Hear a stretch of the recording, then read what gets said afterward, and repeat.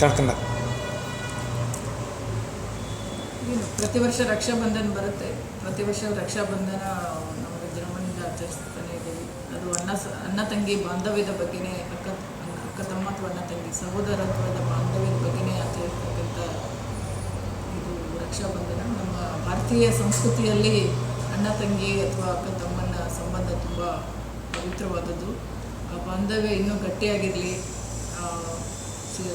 ಇದು ಸಿಸ್ಟರ್ಸನ್ನ ಬ್ರದರ್ಸ್ ಎಲ್ಲ ರಕ್ಷಣೆ ಮಾಡಲಿ ಅನ್ನೋತಕ್ಕಂಥ ಒಂದು ಇದರಿಂದ ಆ ಬಾಂಧವ್ಯ ಸಲುವಾಗಿ ಆಚರಿಸ್ತಾ ಬಂದಿದ್ದೀನಿ. ನಾನು ಕೂಡ ನನ್ನ ಬ್ರದರ್ ಜೊತೆ ಚಿಕ್ಕವಳಿದ್ದಾಗಿಂದನೂ ನನಗೊಂಥರ ಖುಷಿ. ಸಣ್ಣವರಿದ್ದಾಗಿಂದ ಗಿಫ್ಟ್ ಕೊಡ್ತಾರೆ, ದುಡ್ಡು ಕೊಡ್ತಾರೆ ಅನ್ನೋ ಒಂದು ಖುಷಿ. ಇದೆಲ್ಲ ಅದ್ರ ಹಿನ್ನೆಲೆ ಏನಂತ ಗೊತ್ತಿರಲಿಲ್ಲ. ಸೊ ಅಣ್ಣ ದುಡ್ಡು ಕೊಡ್ತಾರೆ ಅನ್ನೋಕ್ಕೆ ರಕ್ಷಾಬಂಧನ ಹತ್ತಿರ ಬಂದರೆ ತುಂಬ ಕಾತುರದಿಂದ ಕಾಯ್ತಾಯಿದ್ವಿ, ಏನು ಕೊಡ್ತಾನೆ, ದುಡ್ಡು ಕೊಡ್ತಾನೆ, ಗಿಫ್ಟ್ ಕೊಡ್ತಾನೆ ಅಂತ. ಈಗ ಕೂಡ ನನ್ನ ಮಗಳು ಈಗ ನನ್ನ ಮಗಳು ಅದು ತಗೊಂಡಿದ್ದಾಳೆ ಚಾರ್ಜ್.